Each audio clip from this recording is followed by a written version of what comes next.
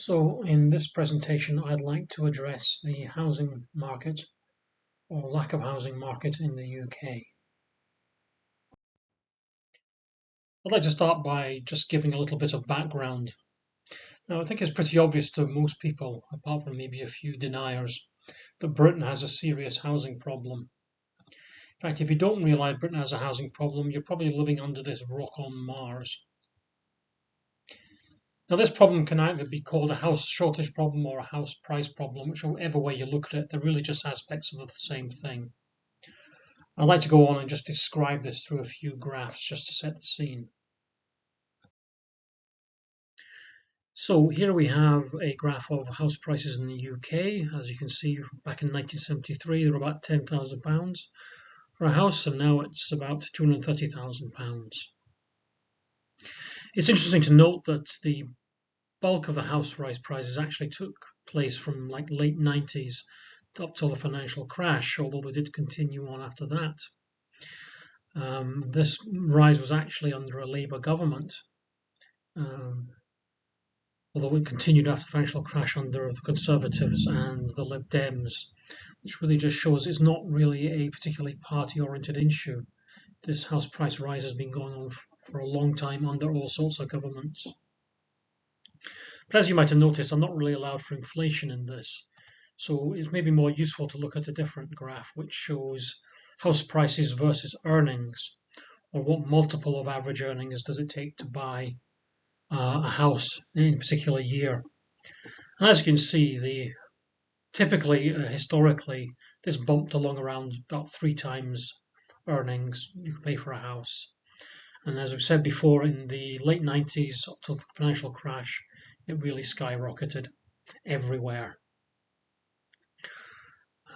Then after the financial crash, it continued growing, although much more so in the southeast and London. There is actually a big difference between different areas, which is probably related to the different financial or economic success of those areas. But even you look at Scotland, which is kind of middle of the road for economic success in the UK. But you see, even its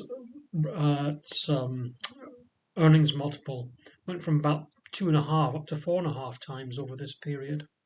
And it's not like Scotland is short of space, so that takes a little bit of explaining. And just for reference, here's a graph of rent prices, which are obviously related to house prices, but as you can see, they're much smoother. This is probably because the rents tend to be on longer term contracts, which don't fluctuate in the same way as house prices, and they certainly don't drop the way house prices do. So what's the reason for this? Well, it's the reason that everybody knows. We just don't build enough houses. It's interesting to look at this graph here of house building in the UK since the 1920s. If you look back to the 1960s, we were building twice as many houses as we are now. In fact, if you look back to the 1930s, we were building twice as many houses as we are now. Obviously, that stopped because of the war. But since the late 60s, really, house building has just trailed off under every government that we've had. Nobody seems to have bothered to keep house building going. In fact, even if you look at, say, between 2000 and the financial crash in 2008, there's hardly a pickup in house building, despite the enormous pickup in house prices. And this just shows you how much of a free market it really isn't. So, what are the consequences of this shortage? Well, apparently there are now over 300,000 officially homeless people in the UK. In 2017, there are apparently 3.4 million 20 to 34-year-olds living with their parents. 2016, there were estimated to be 2.45 million concealed households. That is somehow a household that's living with another household, doesn't have its own separate housing unit to live in. And on top of that, we've all heard of the hidden homeless, the sofa surfers, the people living in hostels and living in garden sheds and God knows what, living in tents. And they're all there in this modern country of ours.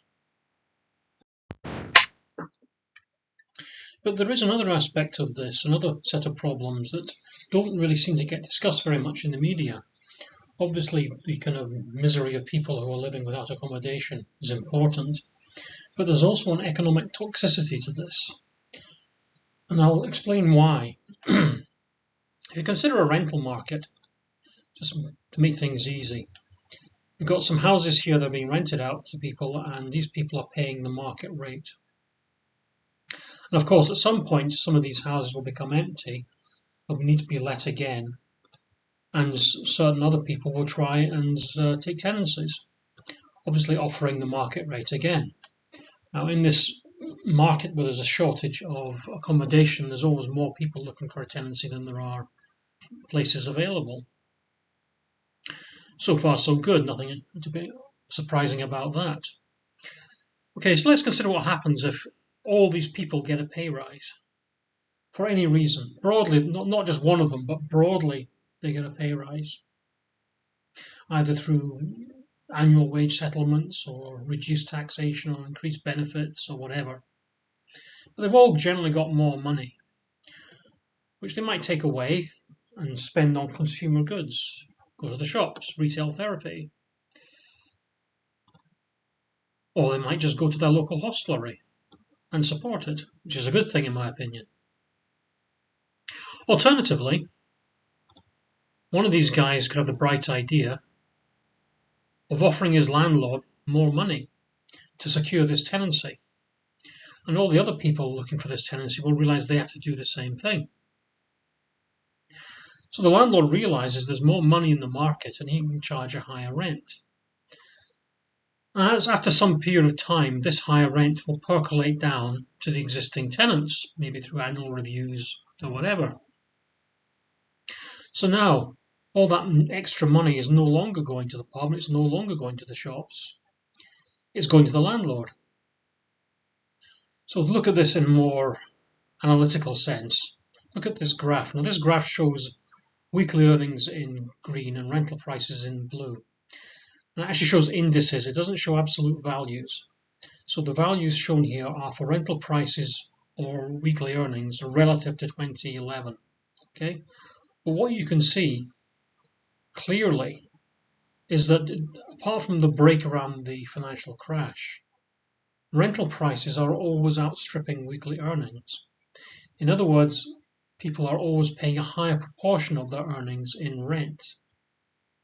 Now, obviously, this will vary across the country as well. But broadly across the country, rents go up faster than wages, so you're paying more of your wages in rent. And that means that you're not spending it elsewhere in the economy. Imagine if your rent or your mortgage was £100 cheaper a month. What would you do? Go and spend it. And spending the money would support somebody else's job. And that would increase employment, increase demand for labour, which would in turn tend to push up your own earnings. So this is an aspect of the housing market that people don't really discuss, but it is a significant economic problem. So what we really need is new homes in the millions. That's the only way we're going to get these people housed, these hidden families and the homeless.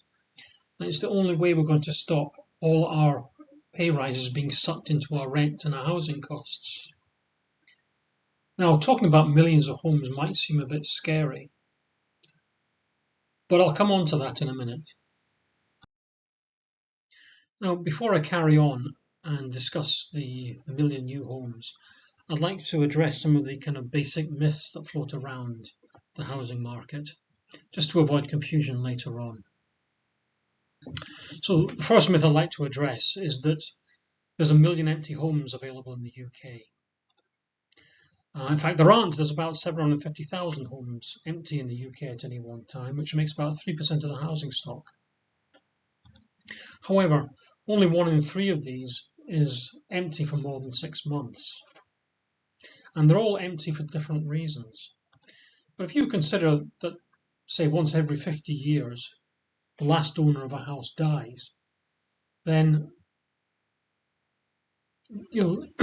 from my personal observations, their houses will end up sitting on the market for 6 months to a year, or sorry, sitting waiting to be sold for 6 months to a year before they're even on the market, while people go through the will and the administration, perhaps the renovations and family squabbles or whatever they want to do. But most houses I see that go on the market this way take a long time to get there. It's not quick. So if you think about that, if you do the numbers, that actually accounts for most of the homes that are long-term empty, the 1%. The remaining 2% that are short-term empty, well, they're empty for all sorts of reasons, like they're being renovated, or the owners are abroad, or temporarily living somewhere else, or they're just on the market waiting to be sold if it's in a part of the country that's still not very attractive to people. So there isn't some big pot of houses we can just use there, or that some evil landlord is hoarding. It's just not the case. And where there are, as I said, empty houses, they're often in places where nobody wants to go because there's no employment. You can ask people to live there, but they'd have to live on benefits because there's no jobs. The next myth I'd like to address is that developers make a fortune. That it's just these big property companies profiteering. Well, take a look at this graph here from the Royal Institute of Chartered Surveyors. So up to about 2014. So it's not that recent, but it gives the general idea. It actually covers the biggest growth in the property market. And you see here that actually, first of all, the market's quite volatile. They often lose money. But even where there are peaks, they're not that broad. In fact, the average is only about 5.5% of the internal rate of return, which is kind of like return on investment, but it's a little bit different, but it's the same general idea. 5.5% is quite respectable, but it's certainly not outstanding. So it's not the property development companies, the house builders, that are making all the money. Next one is people claim it's down to recent low interest rates. Well, not if you actually look back in the past. Here's a graph of the annual house price change going back to 2002, I think it is. And you see here that 2008 is the financial crash. But most of the biggest growth happened before the financial crash, when interest rates were around 4 to 5%. They weren't really low. Okay, since the crash, they have been very low and prices kept going up. That, in a sense, almost slightly exonerates the Conservatives who've been in power for that period. Although they certainly didn't do anything to stop it going up any further.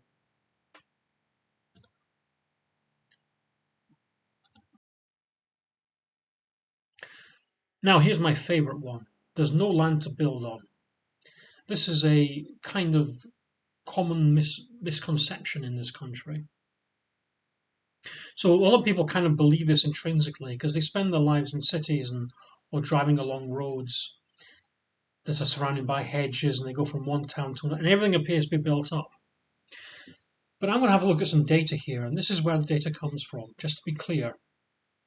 It comes from the government. It comes from the government's own surveys of land use in the UK, continuously updated. So we're going to look at the figure for land used for residential premises is in England, as that's where this particular report applies to, and obviously it is the bulk of the market anyway. So we're going to look at the percentage of land used for housing in the UK. Okay, it's the figure inside the red circle. That is, it's 1.1% of UK land is actually used for housing. Interestingly, about 4.8% of the UK is used for gardens. Think about that, we actually use 4 times as much land for gardens as we do for housing. So let's do a bit of arithmetic. If 1.1% of England is used for housing, then across the UK, if you include Scotland, Wales and Northern Ireland, which have much lower population densities, it comes as about 0.7% of the UK is used for housing. That is just the houses, the actual buildings. Given there are 27 million homes in the UK, according to Wikipedia, that means that 1 million homes would be 1/27th of the existing stock. or 3.7%. So what will that mean in terms of land? The 27 million homes take up 0.7%. So what would 1 million more homes take up? It would take up 0.026% of the UK's land area to build 1 million new homes. Now does 1 million new homes not seem quite as scary anymore? In fact, if we actually avoided space-hungry buildings like bungalows, we could bring that figure down even further. So it's not actual availability of land. But to illustrate this, I'd like to have a look at this. This is a picture of Manchester. Big city. You see here the centre, the built-up areas, and so we say lots of suburbs around it, lots of gardens, etc. And this kind of densely packed urban area in the middle here. Let's zoom out a bit. There we go. There's Manchester again. We now see the coasts. And where's Manchester? Manchester is this bit here. That's Manchester. That's the centre with all the suburbs around it. The other smaller towns peripheral to it. But as you can see, most of the Pennines, Lancashire, Yorkshire, it's empty. Nothing there. All little grey bits. There's some buildings. Look at the UK as a whole. Zoom out. Here's Manchester. That tiny dot you can almost see. That's Manchester. There's London. Yeah, London's quite big, relatively speaking. I mean, a big grey patch here. It covers quite a big area. But most of the country is empty. 30% of the country isn't even used for anything. Well, obviously the Highlands of Scotland cover quite a bit of that. But even in England, 20% of land isn't even used for farming. 60% of it is used for farming. So actually the availability of land is not a problem. So we just need to build more housing. So what's stopping us? So the real limitation on house building is planning permission. You can't build on land unless you have permission, which is effectively state controlled. Well, the rules are state controlled and the implementation tends to be local. And it's expensive. I mean, for developers, not for individual people building a plot, but for developers, planning permission can be £75,000 to £500,000 for some sort of estate, just depending on the size of it. But because it's difficult to get, once you've got it, it can add actually 10 times the value to the land. In fact, for most houses in the UK now, the land it's on is 2/3 of its value. Only the building only makes up 1/3 of the value now. It's just the land that has all the value. So what's actually happening when you buy a house? Where does the money go?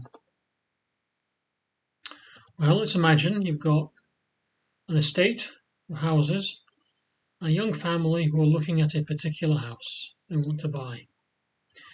So they make their offer at the market rate, what they can afford to offer. So how does that break down? Well, obviously there's going to be the cost of planning permission for all these estates. There's going to be the building costs of the house, and there's going to be the developer's profits. So what's the rest of the money? Where does it go?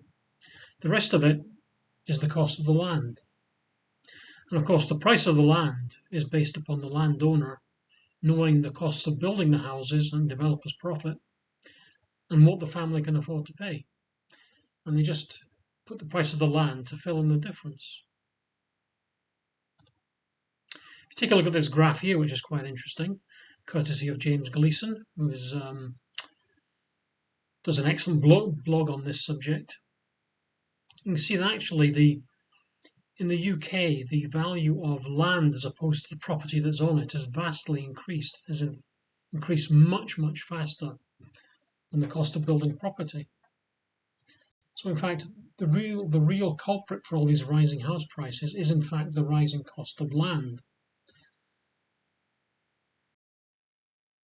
It has become effectively a privatized tax system, whereby Landowners can make young families pay them as much as they've got just to have a place to live. Now, I've got no idea how the planning system came to be like this, or why it's like this, why it creates this entirely one-sided market that simply transfers money from working people to people who own stuff. I can't see any reason for it at all. It makes no economic or political sense. It's stupid. But one way or the other, you can't blame landowners, you can't blame financiers, you can't blame developers. At the end of the day, the rules are made by our parliamentarians of every party, all of whom seem to have just completely failed to be able to get to grips with this. Maybe it's just too hard for them. I don't know why. But there's no explaining this stupid situation we're in.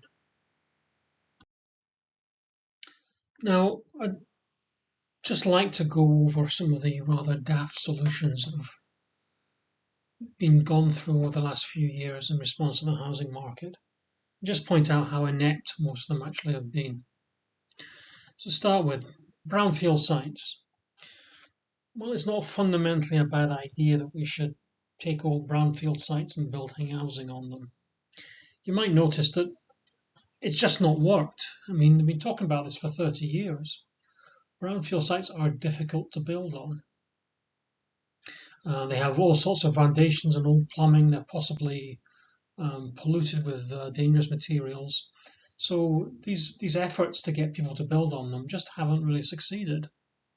And maybe it's time to look at it carefully again and see why it doesn't work or if it's ever going to work. And the other side to this is it's just increasing population density in cities. I mean, it just seems to assume that there's a part of the population who can just be stacked one on top of each other in ever denser urban areas. And this doesn't really lead to a high quality of life. Next one is various forms of financial support. Help to buy, housing benefit, and stamp duty holidays, etc. They're just putting more money into the housing market. So housing benefit means people can pay more rent, which means buy-to-let investments are more attractive, which puts up the price of buy-to-let investments, putting up the price of houses. If you have a stamp duty holiday, well, the money isn't paid to the government, it's just paid to the landowner effectively. Same with Help to Buy. So you can't solve house price problems by throwing money at the problem. You've got to throw houses at the problem.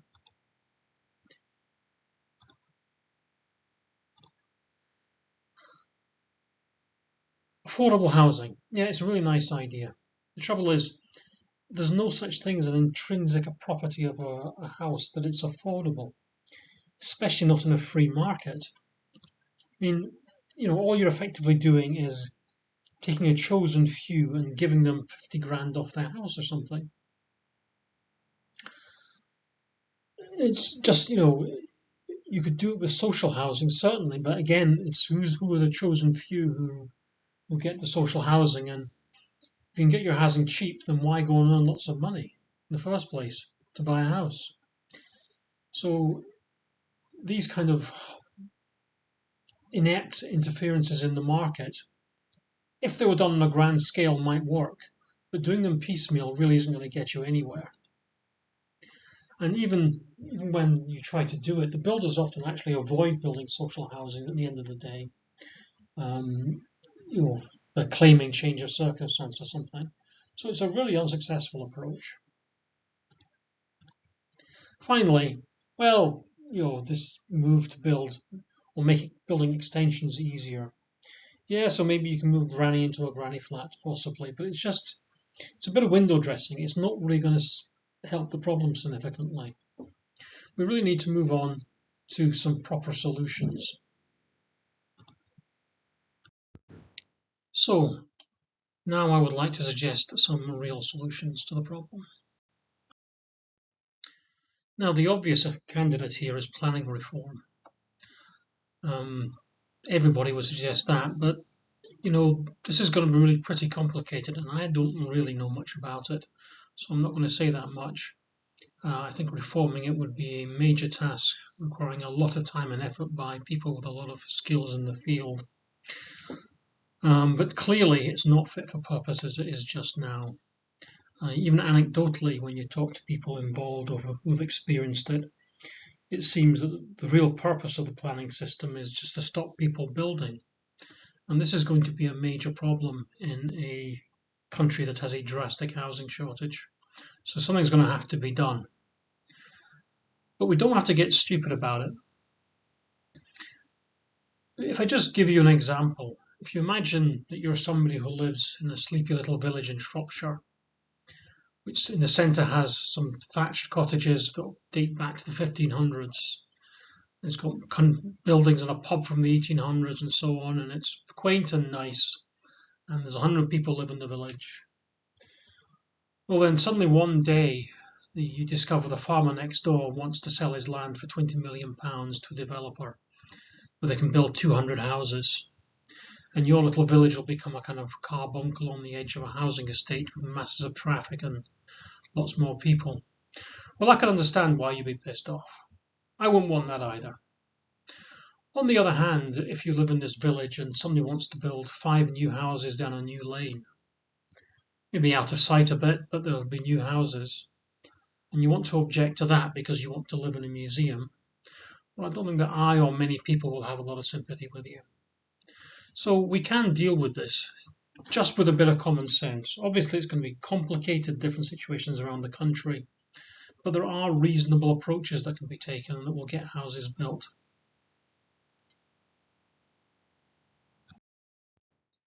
One easy win we could perhaps have is what I call the planning maintenance fee. Now, I'm informed that in the UK, actually planning permission or outline planning permission has been granted for 1 million new homes, but these homes aren't getting built, and it's suggested that house builders are hoarding the land. But given that the piece of land you can build a house on is worth about £100,000, it seems to me unlikely that house builders are sitting on £100 billion worth of assets, given this vastly outweighs the capital value of the house building companies themselves. It seems actually more likely to me, in fact, that the landowners who have the land are simply sitting on it and waiting for a better price or waiting for better market conditions, or they're just haggling for a higher share of the overall selling price. Or alternatively, somebody might actually just use the land as an asset. So if they take the £1 million worth of land, get planning permission for houses, and it becomes £10 million worth of land because it has planning permission, well, they could then borrow money at a very low interest rate because it's secured on the land, and then they could reinvest that money in, say, the stock market or something else at a higher interest rate, and they just pocket the difference between the two interest rates, and that could give them incomes of hundreds of thousands of pounds a year just by getting planning permission. Now, the easy way to get around this is simply put an annual maintenance charge on the planning permission, say, for instance, £1,000 per house, something like that. But it would just mean that there'd be a kind of incentive to actually get on and build the houses once planning permission has been granted. So my next idea is a bit more lightweight, and it just concerns brownfield sites and really how to make them work. So let's take a look at Manchester. And here you see in Manchester a brownfield site somewhere near the centre, which would maybe like to have builders build on. They don't seem very keen. So zooming in, my idea would be that in fact the builder, instead of building on this brownfield site, would just grass it over, turn it into public amenity, a little urban forest or urban farm or something like that, or parkland, but something that provides better quality of life to people inside the city. And in exchange for this piece of land they've grassed over, they would get a similar piece of land somewhere in the green belt, where they could build without the problems of old infrastructure. So houses might actually get built, public amenities improved, and there's no effective loss of green space. This might just help things in some circumstances to get housing built. So I'd like to go on now and discuss some more heavyweight solutions, some things that are really going to have teeth and maybe make a serious difference. First one concerns councils and how to incentivize them to build more houses. I think the simplest thing really is just to make their funding dependent upon their house building. So if they want their full grant, they get their full quota of houses built. Now this is going to be complicated because different councils are in different situations. Some might not have very much land available. Some might actually not have very much demand for housing, which is something we'll come on to a bit later. But so there will have to be nuances. There have to be kind of allowances and the possibility maybe of swaps where one council builds the quota of another council, for instance. But whatever happens, this should create some pretty interesting conversations in planning departments, as planning departments actually hold the power to give planning permission. They are quite key to the whole thing, and this should put some significant pressure on them. But if there is still a shortage of land after this, if we actually just don't have land available to build on, we should probably look at compulsory purchase powers. These already exist. But if you're going to expand them, what land are you going to expand them to? Well, for instance, you wouldn't want to start going away and just forcibly buying up family farms, for instance, where people have worked for generations, which are put to good use. That's not something you'd really want to be thinking about. But what I'd be more thinking about actually is things like unregistered land that's not in the land registry. Of course, people are free to register it. But sometimes this land, the ownership is very opaque. You don't actually know who owns it. It's owned by a foreign entity of some kind where there's no right to see who the actual owner is. I suspect you might often find that these owners are actually dictators and criminals. And I don't think these people should be allowed to use Britain's planning system to turn desperate families into a piggy bank for their own benefit. And next, of course, there's land that just doesn't have a human owner. It's held in a trust or an entail. So things like the National Trust, for instance, which owns a lot of land, well, great, they do a good job preserving stately homes and stuff. But they must actually have a lot of land lying around that nobody ever goes on.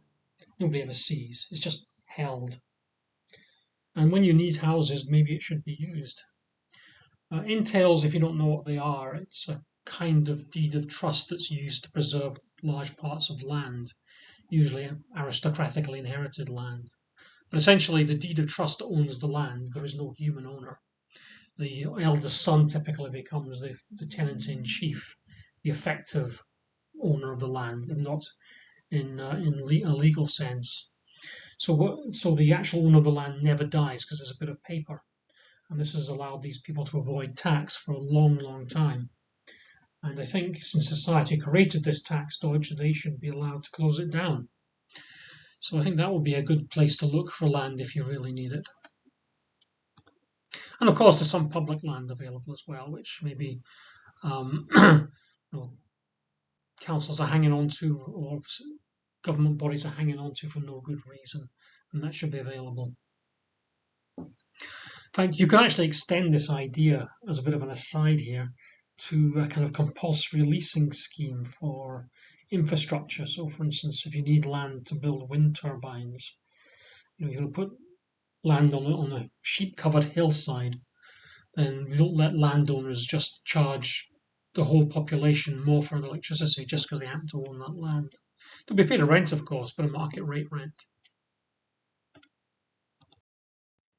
My next idea actually relates to something I mentioned earlier. It's the regional disparities.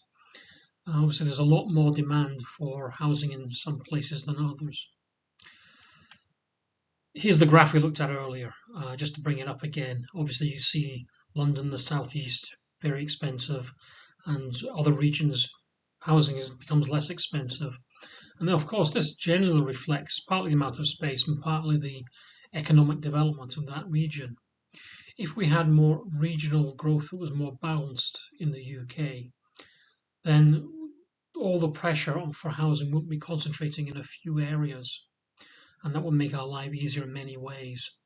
We'll be building houses where there's lots of space to build houses. I won't go into this in great detail, but if you want to see another presentation called Economy, What's Wrong with It, it goes into some issues about why regional growth in the UK is so unbalanced. So if you're interested in this point, take a look. But beyond that, just bear in mind that actually balancing growth in the regions would make building houses an awful lot easier. In fact, these three ideas, the council funding incentive, the regional promotion and the compulsory purchase, really are going to interoperate. They're all going to affect each other. So they shouldn't be seen as one thing by themselves. They all really have to be used together. I'd like to have a little pause now, or change the subject, just to discuss the ethics of some of these issues, particularly compulsory purchase. Is it actually right in a free society to require people to sell their property? Well, actually, we already do this. I mean, councils already have some compulsory purchase powers. I'm just suggesting, I suppose, that we modify them in certain ways. It's not confiscation because people are paid the market rate for their land. So it's an existing practice, so I don't think it's so extraordinary. In fact, if you consider the last century, the wars, First and Second World Wars, young men, due to the emergency the country was in, young men were required, conscripted into the army, where they had to go basically and fight heavily armed Germans and Japanese and risk their lives, facing potentially unpleasant deaths. And they had to do this for years in some cases. So I don't really see that leasing or selling your land at market rates is such a big ask when we put such huge asks on young men in the past. Now you might argue that, well, housing shortage isn't exactly a war. I would reply that, well, selling or leasing your land at market rate isn't burning to death inside a tank. So it's not really so much to ask, I think. And particularly since those people who own a lot of land, particularly if they've inherited it, actually are the people who have benefited most from society's structures and probably owe it the most to help it function. We really have to stop those who own land being able to extort the rest of us, particularly since it's done with the aid of the state. You wouldn't tolerate this with food or water. Why do you tolerate it with land? So now we've addressed the ethical problems, let's move on to the real problems. I know I've been telling you the causes of the housing crisis and the potential solutions, but actually even implementing these potential solutions brings huge risks with it. One of the principal ones, of course, is one of financial stability. Land and property now actually make about 50% of the asset values in the UK. Just as an aside, that figure is 25%, for instance, in Germany. We've deliberately pumped up these asset values for no reason I understand, but we've done it, and it's become, to a large part, the basis of the credit system, which is now apparently is based on a shortage. If we had a large fall in land prices and property prices, it could collapse the whole financial system, which would have pretty serious consequences for everybody. The next problem, of course, is existing owners. What happens to them?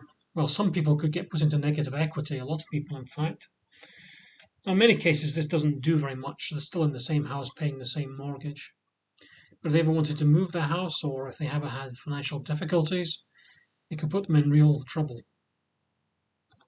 There's a problem with small investors in housing, people, like older people who have all their lives saved to pay for a second house they want to use for a pension. This could really cut the feet from under them. They would have to be protected. And of course, things like pensions, long-term savings, which might be invested in housing as well. Well, that could really hurt pensioners in the future. So, we can't just go rushing in and crash ahead like a bull in a china shop with this. There's a lot of things to be considered. A lot of issues have to be controlled. and managed very carefully.